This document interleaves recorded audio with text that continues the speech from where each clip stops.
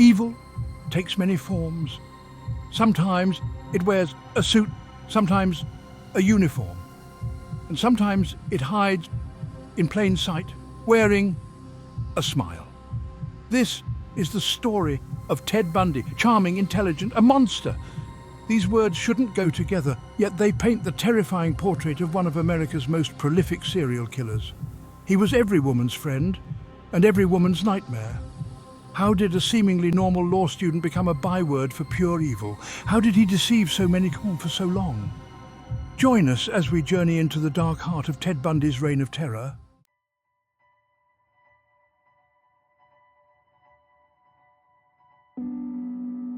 He could be your neighbor, your classmate, the man next door.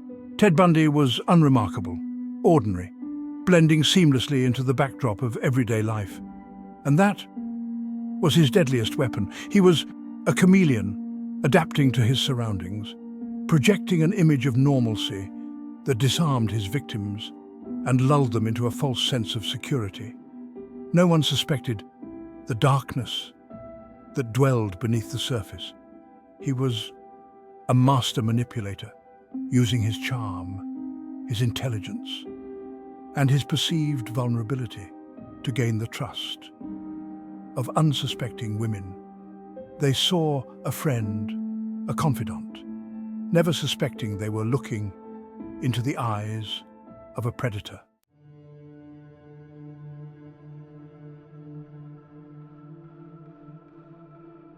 But behind the mask of normalcy lurked a monster, a darkness that festered and grew, fueled by a twisted fantasy world where violence was the only answer. The handsome law student was living a double life, a life of deception and depravity. His crimes were not merely acts of murder, but orchestrated rituals of horror.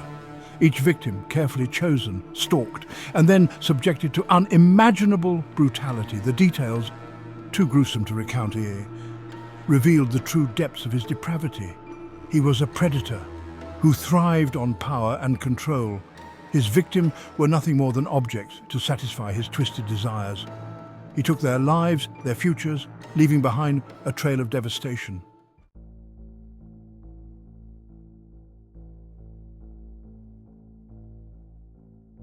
Theodore Robert Bundy, born in the shadows of secrecy and shame. His early life, a breeding ground for the darkness that would consume him. An illegitimate child, raised by his grandparents, he grew up believing his mother was his sister. His grandfather, a domineering and abusive figure, cast a long shadow over his formative years. Violence and anger were ever present, shaping young Ted's perception of the world. The seeds of resentment and rage were sown early. He was a quiet child, withdrawn, and prone to fantastical stories. He retreated into a world of his own making, a world where he could control the narrative, where he could escape the pain of his reality.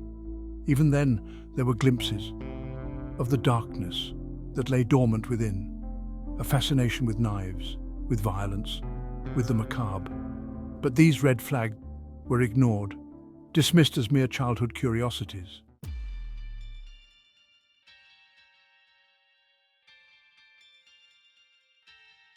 Section 2. The Seeds of Obsession. As Bundy grew older, his inner turmoil began to manifest in disturbing ways. He developed an unhealthy fascination with voyeurism, peeping into the windows of unsuspecting strangers. The thrill of observation, of secret control, fueled his darkest desires. His obsessions extended beyond mere observation. He became fixated on images of violence, on detective magazines that detailed gruesome crimes. He devoured these stories, absorbing the details, imprinting them on his twisted psyche. Rejection became a recurring theme in his life. He craved attention, validation, especially from women. But his awkwardness, his inability to connect on a genuine level, led to repeated romantic failures. Each rejection fueled his resentment, his simmering rage. And within this toxic cocktail of obsession, rejection, and simmering rage, a monster was slowly taking shape. The seeds of evil, planted in a childhood of neglect, were now beginning to sprout, twisting and distorting into something truly monstrous. Section 3. A false reality. He reinvented himself as a charming and charismatic young man. He excelled in his studies and pursued political ambitions. The model student, the aspiring lawyer, the all-American boy next door. Volunteering at a suicide prevention hotline, the irony was chilling. A wolf in sheep's clothing, counseling the vulnerable. He even found love, or a twisted version of it. Living a lie, a double life that would soon spiral out of control.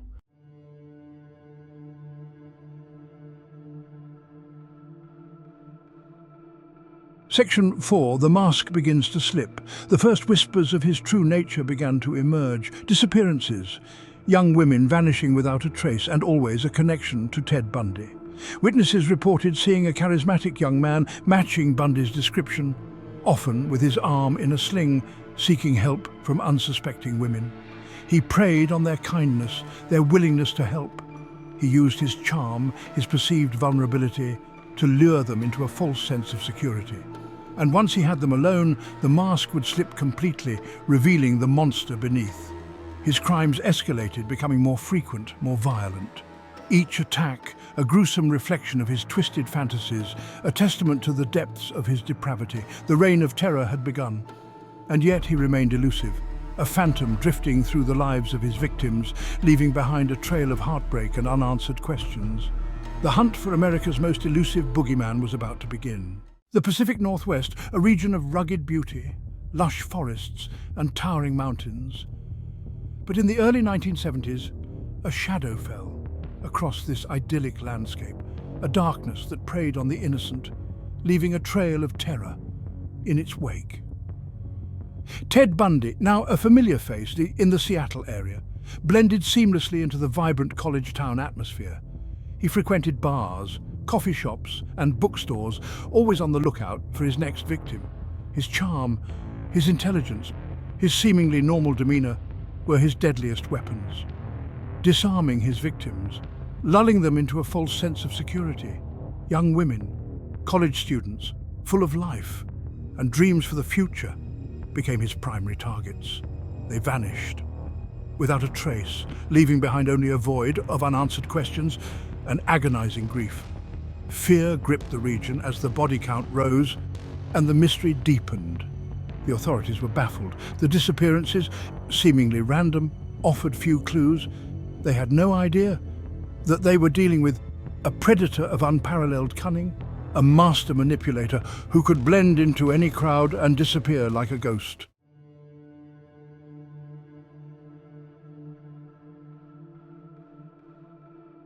Bundy's crimes were not merely acts of murder, but carefully orchestrated rituals of horror. He would often return to the scenes of his crimes, reliving the experience, but posing his victims like dolls in grotesque tableaux. His need for control extended even beyond death. He took trophies, jewelry, clothing, items that he kept as grim souvenirs of his dark conquests. These gruesome mementos provided him with a perverse sense of satisfaction, a tangible reminder of his power over his victims. He often used ruses to gain the trust of his victims. He would feign injury, wearing a cast or sling, and ask for help carrying books or loading his car. He preyed on their empathy, their willingness to assist someone in need, twisting their kindness into a weapon against them. His Volkswagen Beetle became an instrument of terror. He would use it to transport his victims to remote locations where he could carry out his gruesome fantasies undisturbed. The car, a symbol of freedom and mobility, transformed into a mobile torture chamber, a chilling reminder of the darkness that can lurk in the most unexpected places.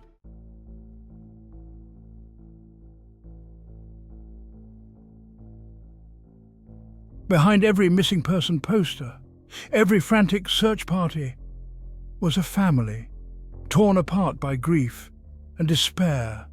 Mothers, fathers, siblings, friends, left to grapple with the unimaginable, haunted by the brutal reality of their loved one's fate. The disappearances sent shockwaves through communities, shattering the illusion of safety and forever altering lives.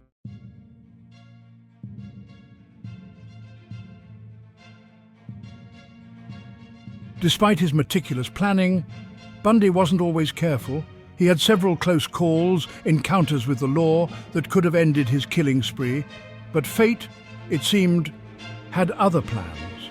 A routine traffic stop, a suspicious officer, a stroke of luck. Any of these could have exposed him. But each time, he managed to slip through the cracks, evading capture and continuing his reign of terror. His ability to blend in, to appear normal, was his greatest asset. He was a chameleon, adapting to his surroundings, charming his way out of potentially dangerous situations. He was a master manipulator, and he used his skills to devastating effect. But as the body count rose, so did the pressure on law enforcement. The hunt for the elusive killer intensified, and Bundy's luck was about to run out. The walls were closing in, and soon the world would learn the true identity of the monster, hiding in plain sight.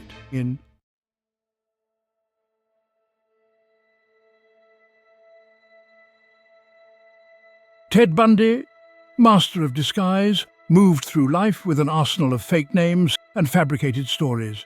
He was a chameleon, adapting to each new identity with ease, further concealing his true nature. He became Chris Hagen, Kenneth Misner, Officer Roseland, each persona, a carefully crafted mask, hiding the monster beneath. His intelligence and charisma allowed him to move within different social circles, undetected. He volunteered for political campaigns, rubbing shoulders with aspiring politicians, all the while living a double life that was as chilling as it was unbelievable. He maintained relationships with several women, none suspecting the true nature of the man they believed they loved. He was a master manipulator, exploiting their trust and affection while secretly plotting his next horrific act. His ability to evade capture became legendary. He moved across state lines, leaving a trail of carnage in his wake. He was a ghost, a phantom, who vanished into thin air, leaving behind a trail of shattered lives and broken hearts. Bundy's arrogance grew with each narrow escape. He believed he was smarter than the authorities. He even began to represent himself in court, relishing the attention. His first escape from a Colorado courthouse was audacious. He leapt from a window, vanishing into the wilderness. His ability to survive in the wild became the stuff of nightmares. His escapes fueled the public's fascination with him. He became a media sensation, his face plastered across screens. He was both revolting and strangely alluring. Behind the charm was a cold, calculating killer.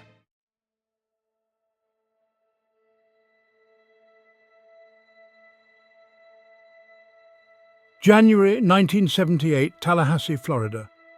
A normally peaceful college town was about to become the scene of one of Bundy's most vicious and senseless attacks. The Chi Omega sorority house, a place of sisterhood and friendship, became a hunting ground for the now desperate and increasingly reckless killer. In a brutal rampage, Bundy broke into the sorority house, attacking 4 young women, bludgeoning them as they slept. 2 of the women, Margaret Bowman and Lisa Levy, didn't survive the night.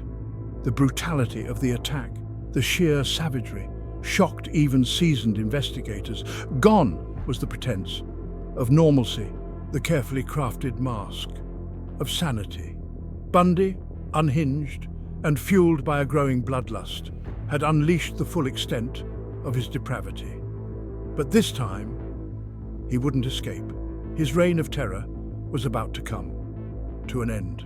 The authorities finally had their man, and the world watched in horrified fascination as the full extent of Bundy's crimes was revealed.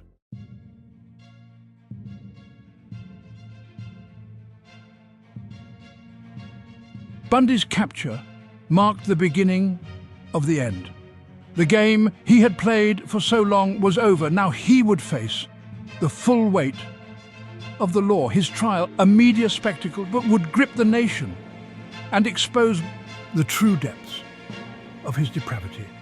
The evidence against him was overwhelming. Eyewitness accounts, physical evidence, and even his own words recorded during jailhouse interviews, painted a chilling portrait of a cold, calculating killer.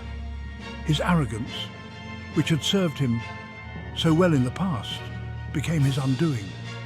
He reveled in the attention, playing to the camera, and attempting to control the narrative, even from the defendant's table. But the jury saw through his charade.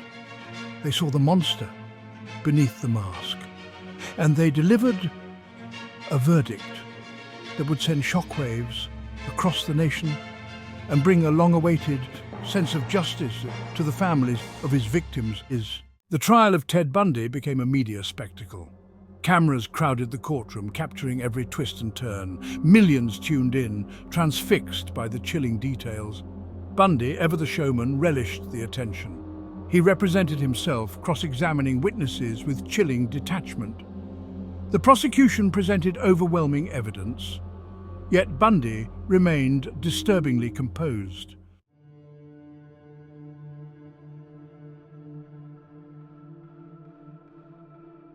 America was captivated. Newspapers ran daily updates on the trial, devoting entire sections to analyzing every detail. Television networks provided live coverage, interrupting regular programming with breaking news from the courtroom. Bundy's trial became a national obsession. The case sparked nationwide debates about the death penalty, the criminal justice system, and the nature of evil itself. How could someone so seemingly normal commit such horrific acts? The question lingered in the minds of millions. Some saw Bundy as a monster, deserving of the harshest punishment. Others were drawn in by his charisma, unable to reconcile the charming young man with the brutal killer he was accused of being. The trial exposed the dark underbelly of the American psyche, revealing a fascination with violence and the macabre. For the families of the victims, the trial was an agonizing ordeal. Forced to relive the horrific details of their loved ones' deaths, they sought justice, closure, and a sense of peace that seemed just out of reach. After weeks of testimony, the jury reached a verdict, guilty on all counts. The courtroom erupted in gasps and sobs. Bundy, emotionless, was led away. The judge called Bundy's crimes extremely wicked and vile. The sentence did little to ease the victims' families' pain. Bundy remained on death row, filing appeals and proclaiming innocence. He played a cat-and-mouse game with authorities, but his attempts were unsuccessful. The wheels of justice turned, and Bundy faced his final curtain call.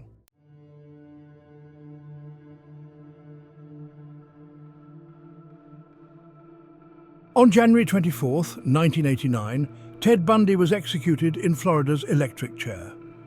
His death, witnessed by hundreds, marked the end of a reign of terror that had spanned over a decade and left an indelible mark on the American psyche. But Bundy's death did not erase the pain he had inflicted.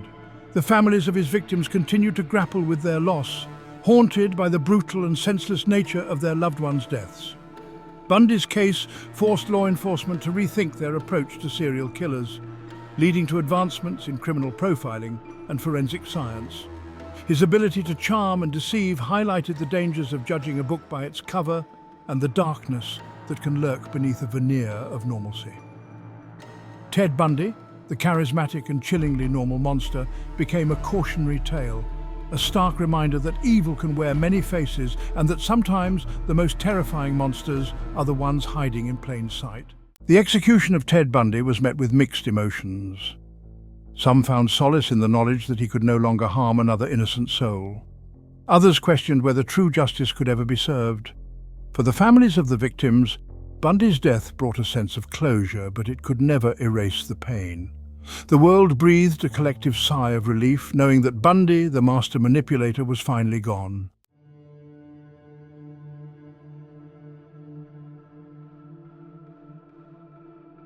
Despite his death, Ted Bundy's legacy continues to fascinate and horrify. His case remains a subject of intense scrutiny, inspiring countless books, documentaries, and even fictionalized accounts that attempt to unravel the mystery of his motives.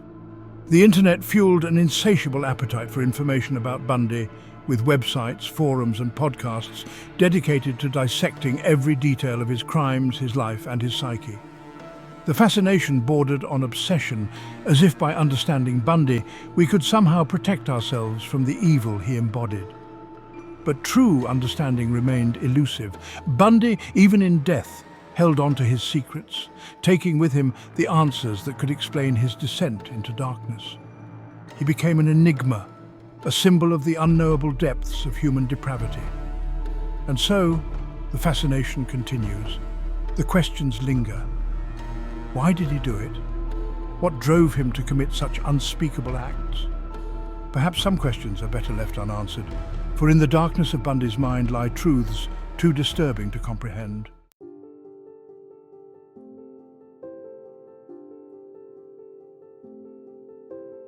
Ted Bundy's crimes left an indelible mark on society, forcing us to confront our vulnerabilities and to re-evaluate our perceptions of safety. His ability to blend in, to appear charming and trustworthy, shattered the illusion that we could easily identify those who posed a threat. In the aftermath, there was a surge in self-defense classes, a heightened awareness of personal safety, and a collective determination to empower potential victims. Bundy's legacy became a catalyst for change, highlighting the importance of mental health awareness and addressing the root causes of violence. While Bundy's crimes were undeniably evil, they exposed the cracks in our systems. Ted Bundy may be gone, but the lessons learned from his case continue to resonate. We are reminded to be vigilant, trust our instincts, and never underestimate the capacity for darkness within the human heart. Yet, we find hope in our collective resilience and determination to create a safer, more just world for all.